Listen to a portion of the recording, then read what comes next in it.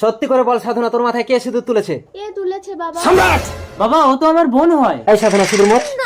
বাবা এইভাবে সিঁদুর মুছতে হবে না, তুমি ওই ছেলেটাকে ডিলিট করে দাও, তাহলে এই সিঁদুর একা একাই মুছে যাবে। ঠিক বলেছিস সম্রাট। এই ওই ছেলেটার নাম কি বল? জানি না। জানি না? এ আবার কেমন নাম? সম্রাট, তুই একে লক্ষ্য রাখ, আমি ওই ছেলেটাকে ডিলিট করে আসি। ঠিক আছে। তুমি ছাড়া আমার কেউ নেই, তুমি আমাকে কোনোদিন ভুলে যাবে না তো সাগর? কখনো না, কিন্তু আমি যদি মরে যাই? ভালো লাগে না, সবসময় খারাপ খারাপ কথা বলে আমাকে রাগিয়ে দেয়। এই পিঙ্কি, এই মেয়ে দাঁড়াও, ওই ছেলেটার নাম কি রে? জানি না। তাহলে তুই জানি না? সাগর, সাগর, সাগর, পিঙ্কি তুমি আর একটা বিয়ে করে নিও। আপনি একটা অনাথ মেয়ের স্বামীকে মেরে ফেললেন। এ তোমার স্বামী? আমি তো আরে ভেবেছি এই আমার মেয়ের মাথায় সিঁদুর তুলেছে। এবার আমার কি হবে? চলো মা, তোমার স্বামীর সৎকার করে আমার ছেলের সাথে তোমার বিয়ে দিয়ে আমার পাপের প্রায়শ্চিত্ত করব।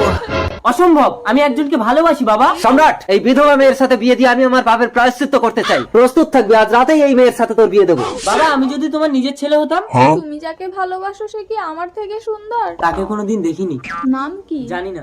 বাড়ি কোথায়? আজ 7 বছর ধরে আমরা ফোনে ফোনে প্রেম করছি, কেউ কাউকে দেখিনি। বোকা, কানা কি খোড়া, আগে তো দেখো।